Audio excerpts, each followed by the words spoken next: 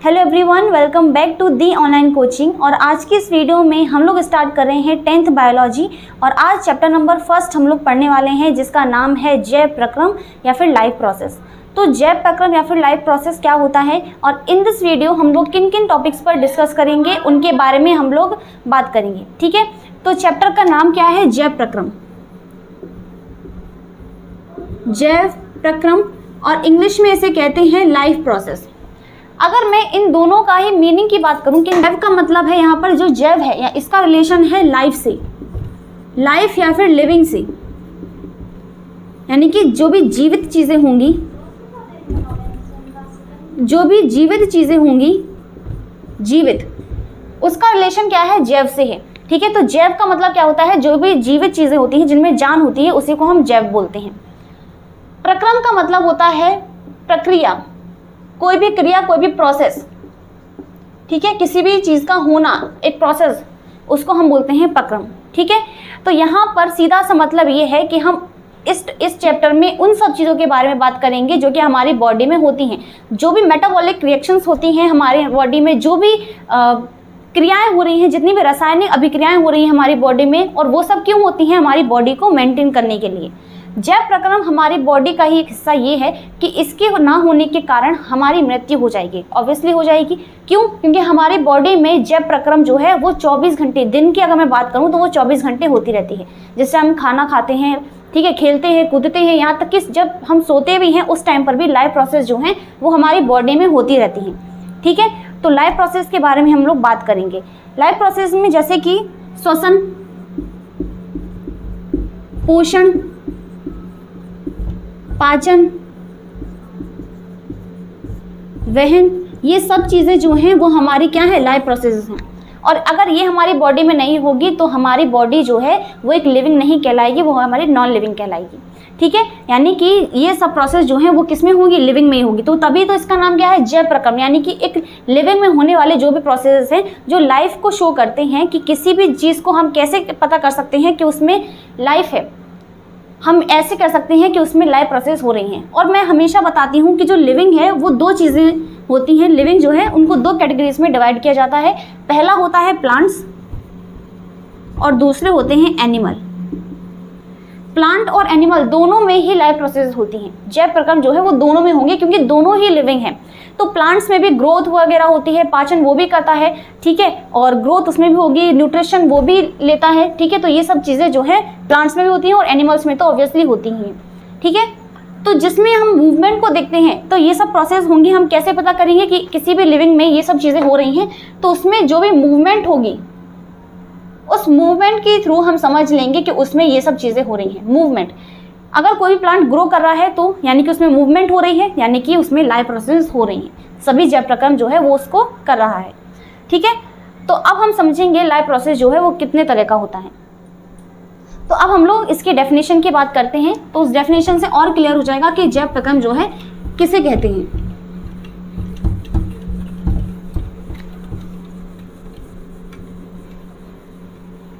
जैव प्रक्रम या फिर लाइफ प्रोसेस, तो अगर हम डेफिनेशन की बात करें तो हम ऐसे बोल सकते हैं कि वे सभी प्रक्रम जो अनुरक्षण का काम करते हैं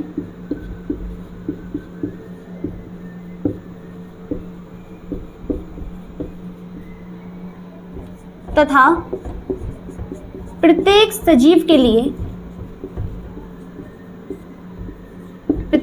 को जीने के लिए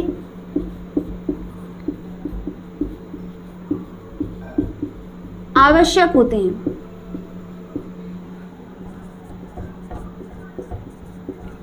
वही क्या है? जैव प्रक्रम है। यहाँ पर बोला गया है वे सभी प्रक्रम जो कि अनुरक्षण का काम करते हैं, जो कि हमारी बॉडी में जो भी टूट फूट हो रही है उसकी मरम्मत करने के लिए, सेल्स जो हैं, अगर कोई भी कोशिका नष्ट हो गई है तो उसे फिर नई कोशिका बनाने के लिए, ठीक है, हमारी यही सब प्रोसेस जो है वो जैव प्रक्रम यानी कि जैविक क्रियाएं कहलाती हैं। ठीक है, अनुरक्षण का काम करते हैं और जो कि प्रत्येक जीव को जीने के लिए जरूरी है। अगर हमारी बॉडी में लाइफ प्रोसेस नहीं होगी इसका मतलब हम जो हैं वो सजीव नहीं हैं।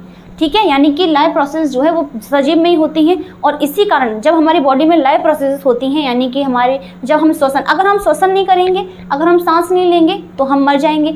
अगर हमारी बॉडी में पाचन नहीं होगा, जो फूड हम लेते हैं अगर वो डाइजेस्ट नहीं होगा तो भी हमारी मृत्यु हो जाएगी, है ना। तो ये सभी क्या है, जैव प्रक्रम है, जो कि हमारी बॉडी को क्या करते हैं, मेंटेन करके रखते हैं, मेंटेन करके रखते हैं।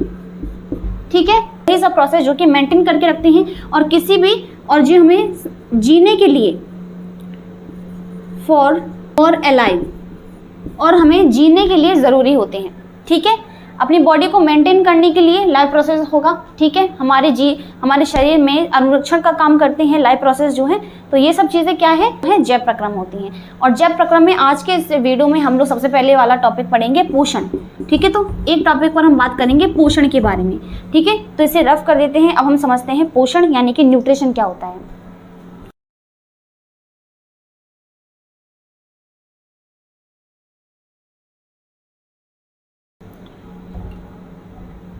पोषण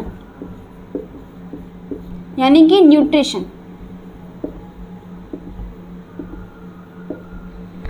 न्यूट्रिशन, पोषण क्या होता है, हमारी बॉडी को किसकी ज़रूरत होती है, पोषण की ज़रूरत होती है। ठीक है, तो पोषण जो है वो हमें किससे मिलेगा, भोजन से मिलेगा। यानी कि यहाँ पर बोल सकते हैं वह क्रिया जिसमें जीव भोजन का अंतर्ग्रहण करते हैं या फिर भोजन को अंतर्ग्रहण करते हैं। ठीक है, उसी प्रोसेस को हम क्या बोलते हैं, न्यूट्रिशन। उस पोषण की हमारे शरीर को ज़रूरत क्या होती है, जो पोषण है वो हमें भोजन से ही मिलेगा। हम खेलते हैं, कूदते हैं, दौड़ते हैं, इन सभी चीज़ों में जो है हमारी एनर्जी लॉस होती है। अगर हमारी एनर्जी लॉस हो जाएगी, इसका मतलब क्या है, हमारे अंदर कोई बिल्कुल ताकत नहीं है ना। यही मतलब तो है, एनर्जी लॉस हो गई, बिल्कुल हमारे अंदर ताकत बिल्कुल भी नहीं है, हम बिल्कुल डल हो गए। अगर हमें एनर्जी चाहिए तो हमें क्या करना पड़ता है, हमें फूड लेना पड़ेगा, हमें खाना लेना पड़ेगा। खाना क्यों लेना पड़ेगा, क्योंकि खाने में क्या होते हैं, न्यूट्रिएंट्स होते हैं, यानी कि पोषक तत्व होते हैं। पोषक तत्व क्या होते हैं, पोषक तत्व यानी कि जैसे कि विटामिन,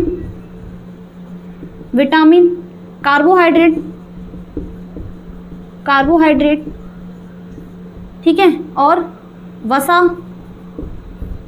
तो ये सब चीज़ें जो हैं ये हमारे न्यूट्रिएंट्स होते हैं और इन्हीं को लेना, और ये हमें किस में मिलेंगे, ये हमें भोजन में मिलेंगे। यानी कि सीधा सा मतलब ये है कि भोजन का अंतर्ग्रहण ही, भोजन को लेना, भोजन को खाना ही क्या कहलाता है, न्यूट्रिशन कहलाता है, पोषण कहलाता है। तो उसमें जो भी पोषक तत्व होंगे उनको लेना ही क्या कहलाता है, पोषण यानी कि न्यूट्रिशन। और न्यूट्रिएंट्स क्या होते हैं, पोषण में हम किन को लेते हैं, न्यूट्रिएंट्स को लेते हैं। न्यूट्रिएंट्स क्या है, जैसे कि विटामिन हो गए, कार्बोहाइड्रेट्स हो गए, वसा यानी कि फैट हो गया, मिनरल्स हो गए, फाइबर हो गया, ये सब चीज़ें जो हैं वो न्यूट्रिएंट्स हैं। ठीक है, तो पोषण जो है वो दोनों में हम लोग बात करेंगे, क्योंकि हमने क्या कहा कि सजीव जो है दो तरह के होते हैं, एक तो होते हैं प्लांट्स और एक होते हैं एनिमल्स। तो हम प्लांट्स में अलग बात करेंगे न्यूट्रिशन की, कि प्लांट्स में न्यूट्रिशन कैसे होता है, और एनिमल्स में अलग बात करेंगे कि एनिमल्स में न्यूट्रिशन किस तरह से होता है।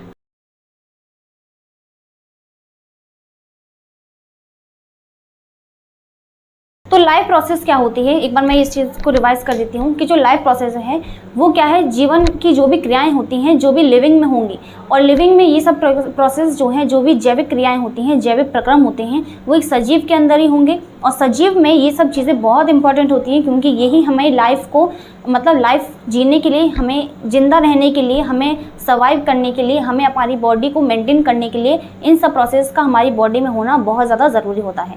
ठीक है, श्वसन यानी कि हम सांस लेना, हमारी बॉडी में सर्कुलेशन, ब्लड का सर्कुलेट होना, ये सभी प्रोसेस अगर हमारी बॉडी में होते हैं तो हमारी बॉडी मेंटेन कर सकती है और हम अलाइव रहेंगे, यानी कि हम जीवित रहेंगे। और अगर ये सब प्रोसेस नहीं होंगे यानी कि हमारी मृत्यु हो जाएगी। ठीक है, इसके अलावा मैंने कहा कि जो जैव प्रक्रम होते हैं उन्हें करने के लिए हमें एनर्जी की रिक्वायरमेंट होती है। तो लाइफ प्रोसेस को करने के लिए जो जैव प्रक्रम होते हैं, जो भी जैव प्रक्रम होते हैं, इन्हें करने के लिए किसकी ज़रूरत होती है, करने के लिए किसकी ज़रूरत होगी, पोषण की। और पोषण हमें किससे मिलेगा, किससे मिलेगा, ये हमें मिलेगा भोजन से, भोजन यानी कि फूड से। और भोजन में क्या होता है, क्या होता है? पोषक तत्व होते हैं, पोषक तत्व होते हैं। तो हम किसको ले सकते हैं? हम भोजन को लेंगे, है ना। तो इसी में पोषक तत्व होंगे, विटामिन होंगे, ठीक है। हम नहीं कहते हरी सब्जियां खाओ तो उसमें विटामिन होते हैं, ये खाओ, दाल वगैरह खाओ, फाइबर मिलेगा हमें। तो ये अलग अलग चीज़ें जो हैं वो हमारे क्या है? सोर्सेज हैं न्यूट्रिशन के।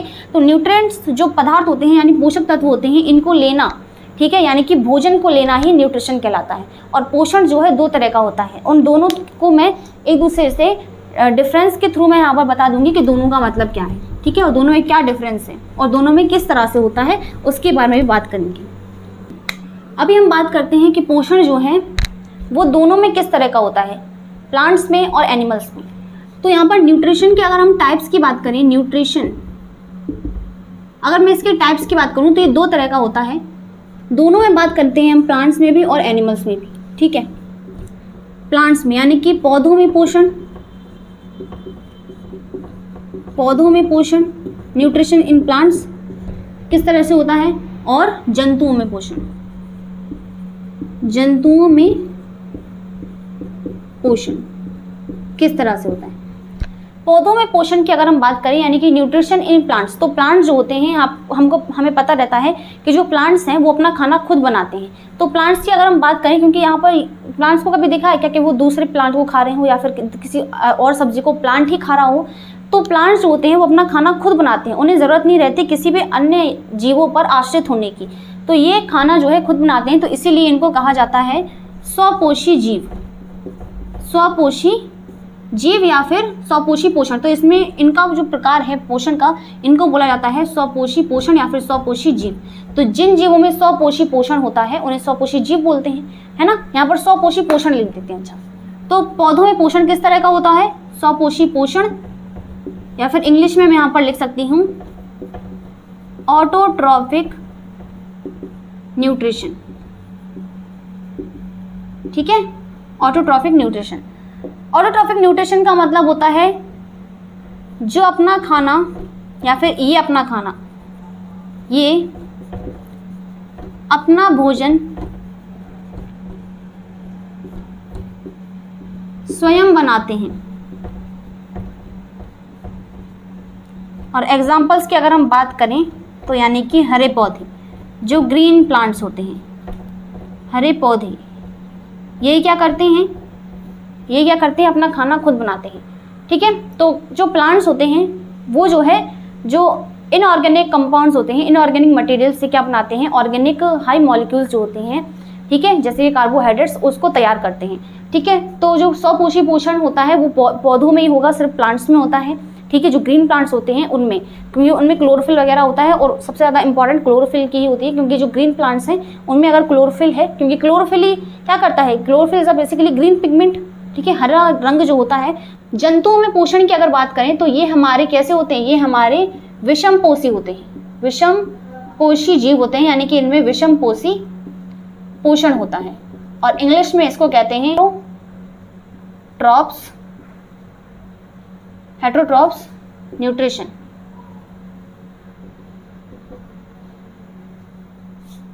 ठीक है, इसको हेटरोट्रॉफिक न्यूट्रिशन। विषम पोषण का मतलब है ये अपने भोजन के लिए, ये अपने भोजन हेतु पेड़ पौधों या अन्य जंतु या फिर अन्य जीवों पर निर्भर करते हैं,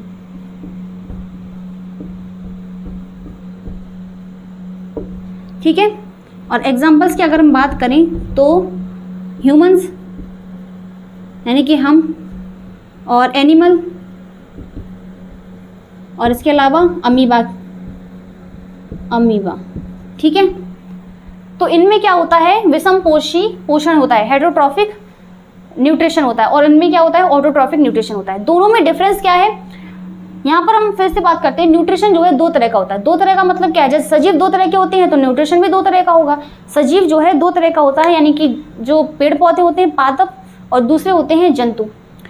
तो दोनों तरह का होगा। पेड़ पौधे अलग तरह का पोषण बनाएंगे, और इनमें पोषण ये खुद नहीं बनाते, इनको दूसरों से लेना पड़ता है, यानी कि हमें। पेड़ पौधों में पोषण जो है ये खुद बनाते हैं, ये अपना भोजन, ये अपना खाना खुद तैयार करते हैं, तो इसीलिए इन्हें स्वपोषी जीव बोला जाता है। ठीक है, ऑटोट्रॉफ्स बोला जाता है इन्हें। और इनमें जैसे कि हरे पौधे होते हैं यानी कि प्लांट्स में क्या होगा, वो उनमें जो खाना बनता है वो किसके थ्रू बनता है, फोटोसिंथेसिस के थ्रू, यानी कि प्रकाश संश्लेषण। तो आज की इस वीडियो में हम प्रकाश संश्लेषण के बारे में चर्चा करेंगे। जंतुओं में पोषण की अगर हम बात करें तो ये हमारे हेटरोट्रॉफिक न्यूट्रिशन, हेटरोट्रॉफ्स होते हैं ये हमारे। ठीक है, विषमपोषी होते हैं। क्यों होते हैं? क्योंकि ये अपना भोजन खुद नहीं बना सकते, हम अपना खाना खुद नहीं बना सकते, हमें पेड़ पौधों से लेना पड़ता है। तो जो भी सब्जी वगैरह होती है वो कहाँ पर लगती है, पेड़ पौधों में तो लगती है, क्योंकि पेड़ पौधे वही बनाते हैं एज अ प्रोडक्ट। ठीक है, और उसी प्रोडक्ट को हम लेते हैं अपने भोजन के रूप में। इसके अलावा यहाँ पर बोला है कि भोजन के लिए वो पेड़ पौधों या फिर अन्य जीवों पर निर्भर करते हैं। इसका मतलब क्या है? क्या हमें भोजन सिर्फ पेड़ पौधों से मिलता है? बिल्कुल नहीं। मुर्गी से अंडा, तो वो मुर्गी पेड़ थोड़ी है।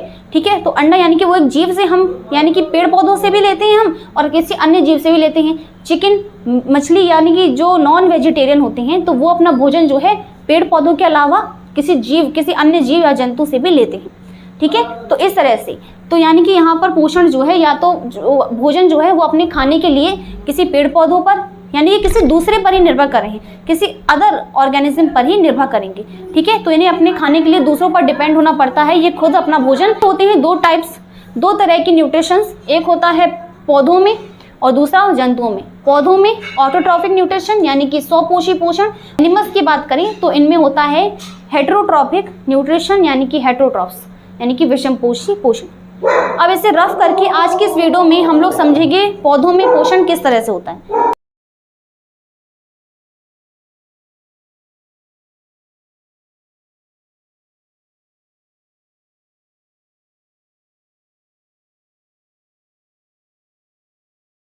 तो अब हमको क्या पढ़ना है? हमें पढ़ना है ऑटोट्रॉफिक न्यूट्रिशन, है ना। ऑटोट्रॉफिक न्यूट्रिशन, और ये किस में होता है? पेड़ पौधों में, प्लांट्स में, है ना। हिंदी में से कहते हैं स्वपोषी पोषण। ठीक है, स्वपोषी पोषण। स्वपोषी पोषण में देखो क्या होता है, इसमें खाना बनना है, खुद बनाएंगे प्लांट्स, और प्लांट्स जिस क्रिया के द्वारा खाना बनाते हैं उसे कहते हैं प्रकाश संश्लेषण यानी कि फोटोसिंथेसिस। इंग्लिश में, हिंदी में से कहते हैं प्रकाश संश्लेषण। देखो, फोटो का मतलब होता है लाइट, और सिंथेसिस, फोटो का मतलब होता है लाइट और सिंथेसिस का मतलब होता है संश्लेषण। संश्लेषण यानी कि किसी भी चीज का बनना, संश्लेषण। ठीक है, प्रकाश के द्वारा संश्लेषण। ठीक है, किसी भी चीज का बनना। यहाँ पर क्या होगा, फोटोसिंथेसिस में जो लाइट है वो मेन रोल का काम करेगी। इसमें देखो, इसकी डेफिनेशन लिख देते हैं हम फोटोसिंथेसिस की। इसमें होता क्या है देखो, अब यहाँ पर डेफिनेशन देखो, क्योंकि स्वपोषी पोषण में क्या होता है, जो भी जीव होगा, जो भी पादप, हाँ तो जीव में आए तो आते हैं पेड़ पौधे, पादप।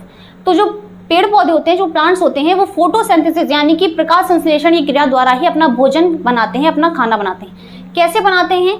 यहाँ पर पहले हम डेफिनेशन लिख दें। देखो यहाँ पर क्या होता है, ऑटोट्रॉफ्स होते हैं, जो ऑटोट्रॉफ्स, इनको कहते हैं स्वपोषी। हिंदी और इंग्लिश दोनों में लिख दूंगी मैं। ठीक है, डेफिनेशन जो है इसी से समझ में आ जाएगी। ऑटोट्रॉफ्स जो हैं वो उपयोग करते हैं यानी कि यूज करते हैं किसका? सरल अकार्बनिक अणु पदार्थों का, कि CO2, जल, ठीक है, खनिज लवण, इन सब चीजों का प्रयोग करते हैं और ये बनाते हैं, इसको कन्वर्ट करते हैं यानी इसको परिवर्तित करते हैं किसमें? उच्च जटिल कार्बनिक अणुओं में, यानी कि जैसे कि कार्बोहाइड्रेट्स।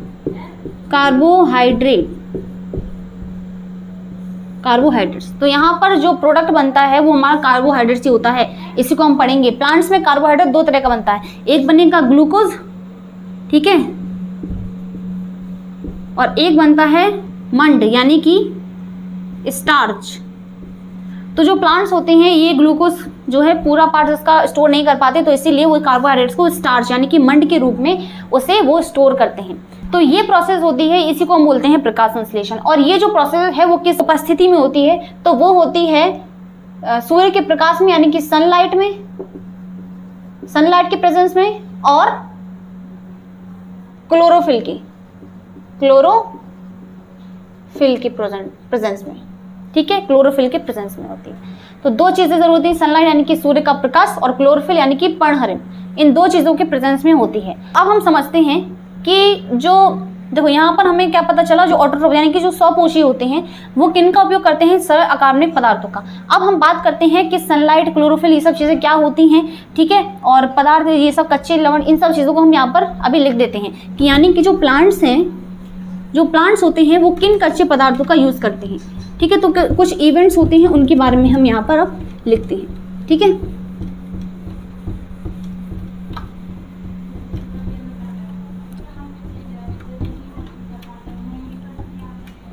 सबसे पहले तो हम बात करते हैं कि जो फोटोसिंथेसिस होता है इसमें रॉ मटेरियल्स कौन कौन से होते हैं, जो कच्चे माल होता है यानी कि जो कच्ची सामग्री होती है वो कौन कौन सी होती है।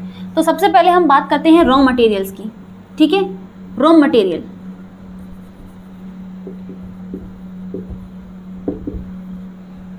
ठीक है, कच्ची सामग्री जो कि यानी कि जो अकार्बनिक पदार्थों की हम बात कर रहे थे वो सब चीज़ें, और इसके अलावा भी क्या क्या यूज़ होता है फोटोसिंथेसिस में। तो कच्ची सामग्री क्या होती है, देखो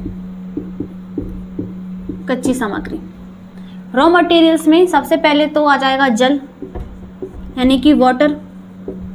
वाटर जो है पादप, जो पेड़ पौधे हैं, पादप इसे जड़ों द्वारा यानी कि रूट्स के थ्रू, जड़ों द्वारा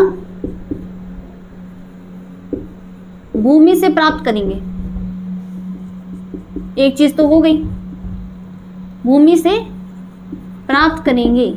तो जो जल होगा, जो वाटर होगा, इससे जो प्लांट्स होते हैं वो भूमि के अंदर, देखो जल कहाँ होगा, जो नीचे जमीन होती है वहीं से उन्हें जो जड़ होती हैं पौधे की, क्योंकि मिट्टी से उस जल को खींचेंगी जो उनकी रूट्स होंगी। ठीक है, फिर दूसरी चीज आ चुकी है कार्बन डाइऑक्साइड यानी कि CO2,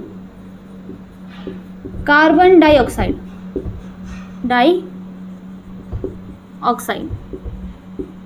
जो कार्बन डाइऑक्साइड है इसको ये प्लांट्स जो हैं पादप इसे वायुमंडल से रंध्रों द्वारा प्राप्त करेंगे, रंध्रों द्वारा प्राप्त करेंगे। जो लीव्स होती हैं प्लांट्स की, उनमें छोटे छोटे रंध्र होते हैं जिसे हम स्टोमेटा कहते हैं। छोटे छोटे पोर्स होते हैं, टिनी पोर्सेज होते हैं, और उसी के थ्रू ये कार्बन डाइऑक्साइड को लेते हैं, प्लस कार्बन डाइऑक्साइड को लेते हैं और O2 को एज अ प्रोडक्ट उसको रिलीज करते हैं। ठीक है, उसी स्टोमेटा के पोर्सेज के थ्रू। ठीक है, और तीसरी चीज़ आ जाती है यहाँ पर, तीसरी चीज़ आ जाती है सूर्य का प्रकाश यानी कि सूर्य का प्रकाश। तो इसे पादप सूर्य से प्राप्त करते हैं। कब करते हैं, दिन में। याद रखिएगा कि जो फोटोसिंथेसिस होता है यानी कि जो प्रकाश संश्लेषण होता है वो सिर्फ और सिर्फ कब होगा, दिन के समय होगा, क्योंकि खाना बनाने के लिए सूर्य का प्रकाश सबसे ज़्यादा ज़रूरी है, और ये कब रहता है, दिन में तो सूरज निकलता ही है ना, तो तभी होगी ये प्रोसेस। तो ये तीन चीज़ें लिखी हमने, और इसके अलावा क्लोरोफिल की अगर हम बात करें, ठीक है, इसके अलावा एक और चीज़ क्लोरोफिल यानी कि पर्णहरिम। क्लोरोफिल की बात करें तो इसे पादप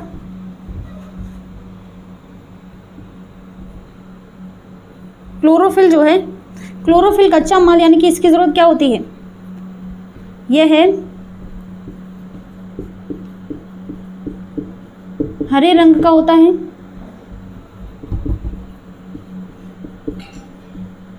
तथा यह क्लोरोप्लास्ट यानी कि हरित लवकों में उपस्थित हुआ, क्लोरोप्लास्ट में होता है।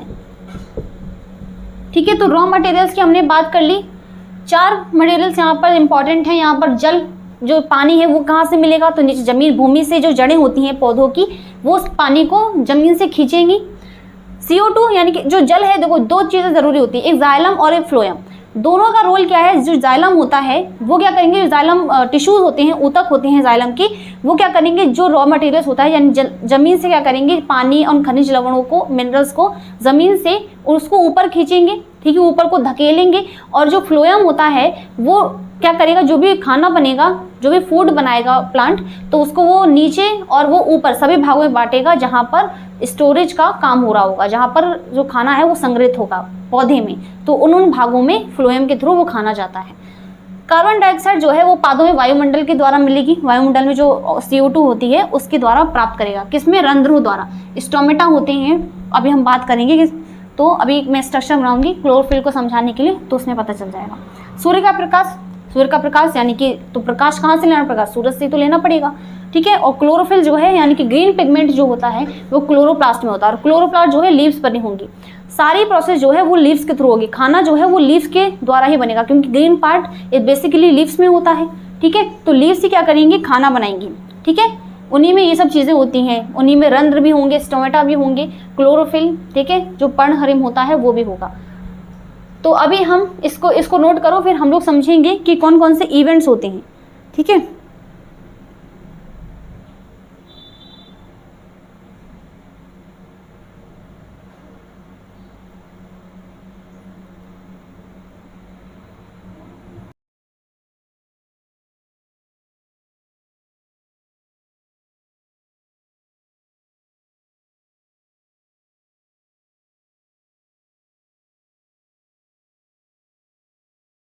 सबसे पहले तो हम स्ट्रक्चर देख लेते हैं कि एक लीव्स में क्लोरोप्लास्ट, क्लोरोफिल, ये सब चीज़ें क्या होती हैं। जो लीव्स होती हैं, ये स्टेम है मान लो,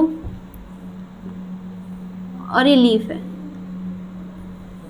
ठीक है, ये लीफ है। इस लीफ में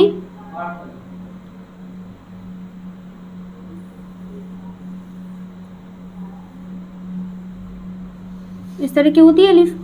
ये क्या होती है, लीफलेट्स होती है। एक लीफलेट्स ऊपर के साइड, ऊपर वाली लीफलेट्स अपर लीफलेट होती है, और नीचे वाली होती है, तो ये लीफलेट होती है, लीफलेट्स है ना, जो पत्ती होती है। इस पत्ती में क्या होते हैं, इनको हम क्या बोलते हैं, इनको सिराएं बोलते हैं। और ये बीच में जो रॉड टाइप की होती है, बीच वाली जो सिरा होती है, इसको मध्य सिरा बोलते हैं, मध्य सिरा। और इसके आसपास को हम बोलते हैं सिराएं, सिरा, वेन्स, ठीक है। लीव्स की बात करें तो इसमें देखो 2 चीजें होंगी, एक ये अपर एपिडर्मिस होती है और एक लोअर एपिडर्मिस होती है, नीचे वाली, ठीक है, एपिडर्मिस, और एक ऊपर वाली एपिडर्मिस होती है, ठीक है। इसके बीच में छोटे छोटे पोर्स होते हैं, ये पोर्स होते हैं, इनको ये बोलते हैं स्टोमेटा, स्टोमेटा यानी कि रंध्र, ठीक है। ये रंध्र से क्या होता है, इसी रंध्र के द्वारा CO2 अंदर जाती है, CO2 अंदर जाएगी, और यहाँ से O2 जो है बाहर निकलेगी प्रोडक्ट के रूप में। प्लांट्स क्या करते हैं, CO2 को ग्रहण करते हैं और ऑक्सीजन का, उन्हीं को बाहर निकालते हैं, ऑक्सीजन को बाहर निकालेंगे। तो स्टोमेटा रंध्र के द्वारा ही ये सब होता है। रंध्र के द्वारा जो पानी होता है, यानी कि अत्यधिक जल, यानी कि जब पत्ती में जलता से अगर उसे जल की जितनी मात्रा चाहिए होती है, अगर उससे ज़्यादा अगर पानी उसे मिल जाता है, तो वाष्पोत्सर्जन, तो रंध्रों द्वारा ही वाष्पोत्सर्जन की क्रिया होगी, यानी कि पानी जब ज़्यादा हो जाएगा प्लांट में, तो वो वाष्पोत्सर्जन के द्वारा इन्हीं स्टोमेटा के थ्रू चला जाता है, ठीक है। और यहाँ पर छोटे छोटे होते हैं,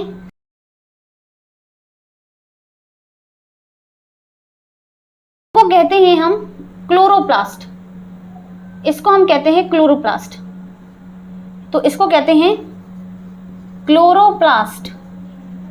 क्लोरोप्लास्ट इसको बोलते हैं हरित लवक, हरित लवक, क्योंकि ये इनमें क्या होता है, इन्हीं के अंदर होता है। इसी में अगर हम क्लोरोप्लास्ट के संरचना देखें तो ये क्लोरोप्लास्ट, और इसके अंदर ग्रीन रंग का पिगमेंट होता है, ग्रीन पिगमेंट होता है, और इसी ग्रीन पिगमेंट को बोलते हैं क्लोरोफिल, क्लोरोफिल,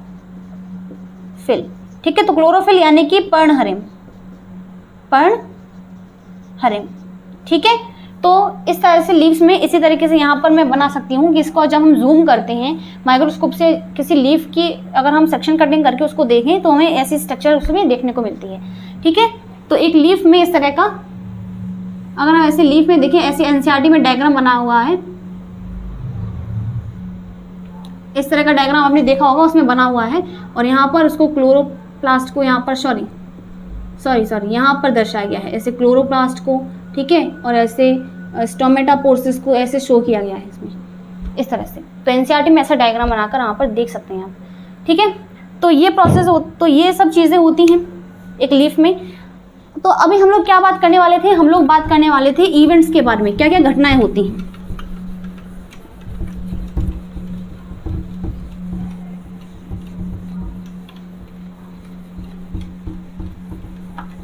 तो क्लोरोफिल और क्लोरोप्लास्ट में कोई कंफ्यूजन नहीं है, समझ में आ गया, ये ज़्यादा ज़रूरी थी। तो इवेंट्स की अगर हम बात करें क्या क्या घटनाएं होती हैं, तो सबसे पहले तो प्रकाश जो होता है, सूर्य का प्रकाश क्लोरोफिल द्वारा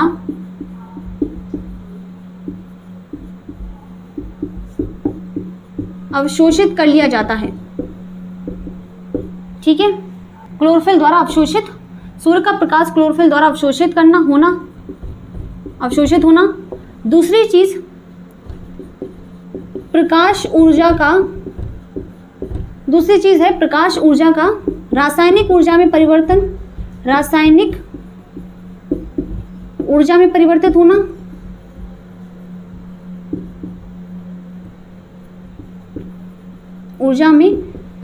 होना।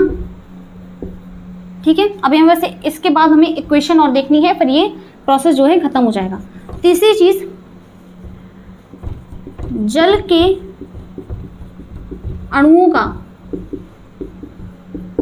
टूटना, उनका ब्रेकडाउन कर जाना। जल के अणुओं का H2 यानी कि हाइड्रोजन, या फिर हिंदी लिख देते हैं हम लोग, जल के अणुओं का हाइड्रोजन यानी कि H2,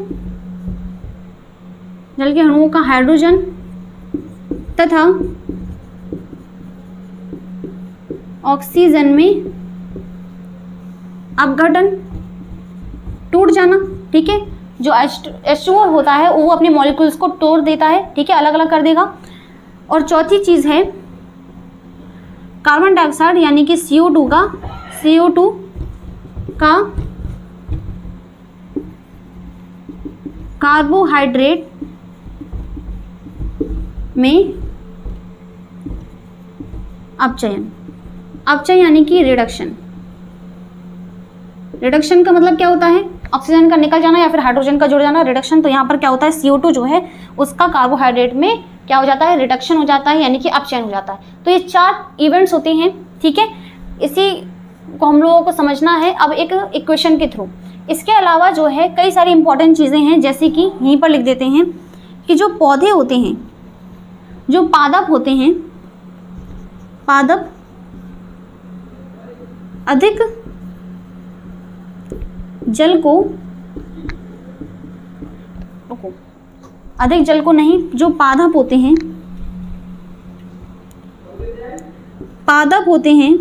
पादप ज़रूरत से ज़्यादा जल को, यानी कि ज़रूरत से ज़्यादा जल को वाष्पोत्सर्जन द्वारा रंध्रों से बाहर निकाल देते हैं, ठीक है। क्या करते हैं, रंध्रों द्वारा बाहर निकाल देते हैं। अगर प्लांट में पानी की मात्रा ज़्यादा हो जाती है, जितनी ज़रूरत है वो ज़रूरत से ज़्यादा हो जाती है, तो वो रंध्रों द्वारा स्टोमेटा के थ्रू बाहर कर दिया जाता है। तो लाइन हम यहाँ पर लिख देते हैं 6th वाली, कि जो पौधे हैं, ये 5th और 6th जो है इससे थोड़ा हटकर है, क्योंकि ये हमने थोड़ी इंपॉर्टेंट मैंने फैक्ट यहाँ पर लिख दिए हैं साथ ही में, ठीक है। तो 4th तक तो जो इवेंट्स है वो मानिए क्या क्या क्रियाएं होती हैं, इनको भी आप ऐड कर सकते हो। कि जो पौधे होते हैं, पौधे अपशिष्ट पदार्थों को, जो वेस्ट होता है, अपशिष्ट पदार्थों को अपने आसपास की मृदा में क्या कर देते हैं, उत्सर्जित कर देते हैं, ठीक है। जो पदार्थ उसके काम के नहीं है पौधे की, वो आसपास की मृदा में रूट्स के थ्रू ही कर देते हैं। ठीक है, तो इसे आप नोट कर लो। फिर हम बस इक्वेशन और देख लेते हैं कि इक्वेशन क्या होती है, जो ऊर्जा बनती है, ठीक है, जो ग्लूकोज यानी कि जो भोजन यानी ग्लूकोज बनता है वो कैसे बनता है, तो इसे आप नोट कर सकते हैं।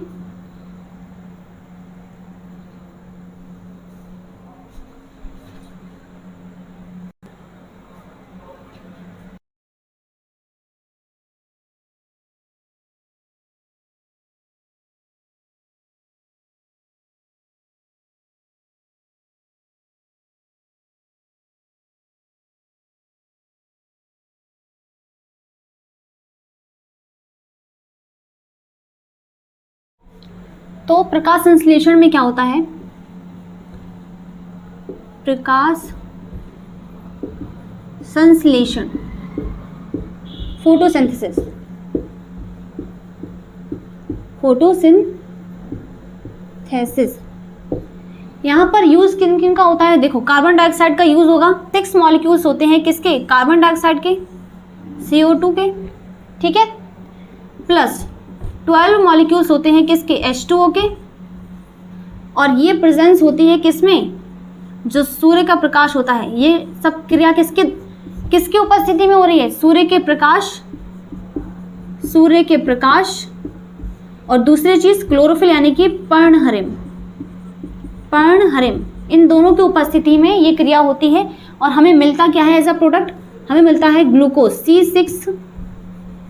C6H12O6 प्लस में यहाँ पर 6 मॉलिक्यूल्स ऑक्सीजन के और प्लस 6 मॉलिक्यूल्स H2O के यहाँ पर साथ में मिलते हैं, ठीक है। तो यही प्रोसेस होती है। यहाँ पर देखो बैलेंस कैसे है, ये यहाँ पर बैलेंस कैसे है, यहाँ पर देखो हमने क्या किया था, कार्बन डाइऑक्साइड था, H2O था, इन्होंने मिल करके किस किस के प्रेजेंस में, सूर्य के प्रकाश की उपस्थिति में और क्लोरोफिल यानी कि पर्णहरिम की उपस्थिति में ये क्रिया जब हुई फोटोसिंथेसिस की, प्रकाश संश्लेषण की, तो हमें क्या मिलता है, कार्बोहाइड्रेट्स यानी glucose is a basically carbohydrate, ठीक है। तो यहाँ पर हमें क्या मिलता है, ग्लूकोज मिलता है, ग्लूकोज, ठीक है, यानी कि कार्बोहाइड्रेट, दो चीज़ें मिल गई, ग्लूकोज और स्टार्च। तो स्टार्च क्योंकि जो प्लांट्स होते हैं वो ग्लूकोज को स्टोर नहीं कर पाते अधिक मात्रा में, तो इसलिए वो कार्बोहाइड्रेट्स का कुछ, क्योंकि प्लांट्स को भी तो एनर्जी चाहिए, है ना, तो वो स्टार्च के फॉर्म में उसे स्टोर कर लेते हैं। तो ये हमारे क्या है, दोनों कार्बोहाइड्रेट्स ही हैं, कार्बोहाइड्रेट्स, ठीक है। तो यहाँ पर देखो बैलेंस कैसे है, यहाँ पर देखो सबसे पहले हम बात करते हैं, एक एक करके हम बात करते हैं। यहाँ पर कार्बन के कितने मॉलिक्यूल्स हैं, 6 हैं, यहाँ पर भी 6 हैं, चलो कार्बन तो क्या है हमारा बैलेंस है। यहाँ पर O2 के यानी कि ऑक्सीजन के कितने मॉलिक्यूल्स हैं, 2 6 12 ये रहे और 12 ये रहे, यानी कि टोटल 24 मॉलिक्यूल्स हैं, 24 अणु हैं किसके, ऑक्सीजन के। क्या यहाँ पर भी बैलेंस है, यहाँ पर 6 मॉलिक्यूल्स ऑक्सीजन के ये रहे, 2 6 12 और 6 मॉलिक्यूल्स ऑक्सीजन के ये रहे। इसके आगे क्या लगाए, 6 लगाए, यानी कि O2 जो है वो उसके मॉलिक्यूल्स भी कितने हैं, 6 हैं, और यहाँ पर 2 6 12, तो 12 यहाँ हो गए, 6 यहाँ हो गए और यहाँ पर भी 6 हो गए, तो टोटल यहाँ पर भी 24 मॉलिक्यूल्स प्रेजेंट हैं ऑक्सीजन के, ठीक है। तो ऑक्सीजन भी क्या हो गई, बैलेंस हो गई।